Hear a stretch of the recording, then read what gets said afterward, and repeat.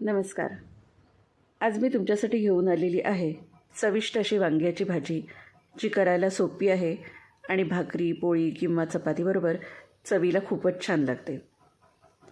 कशी करायची बघूया. कढईत थोडंसं तेल गरम करून घेतलेलं आहे.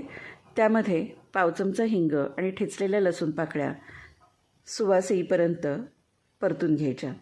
त्यावर मोहरी टाकायची, तडतडू द्यायची आणि मग उभा चिरलेला कांदा आणि हळद टाकून कांदा 2 मिनटं तरी छान परतून घ्यायचा.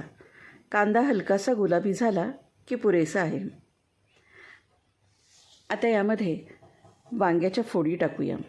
मी इथे वांगी उभी चिरून घेतलेली आहेत. वांग्यावर धणेपूड, तिखट, गोडा मसाला, गूळ आणि मीठ हे टाकून सगळं नीट मिक्स करून घ्यायचं. इथे गोडा मसाला, तिखट हे आपल्या आवडीनुसार टाकायचं आहे. आपल्याला किती तिखटपणा हवा आहे त्यावर. आता यामध्ये थोडंसं पाणी टाकायचं, मिक्स करून घेऊया.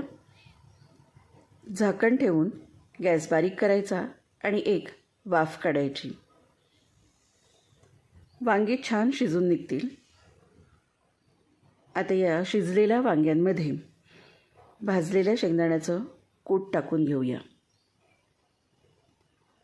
शेंगदाण्याचं कूट टाकल्यानंतर एखादा मिनिट पुन्हा भाजी परतून घ्यायची. इथे झाकण ठेवायचं नाही. बस तयार झालेली आहे चविष्ट अशी वांग्याची भाजी. वरून ताजी कोथिंबीर पेरायची आणि अशी ही भाजी नक्की करून बघा. कशी लागते ती मला कमेंटमध्ये कळवा. पुन्हा भेटूया एका नवीन रेसिपीबरोबर. धन्यवाद.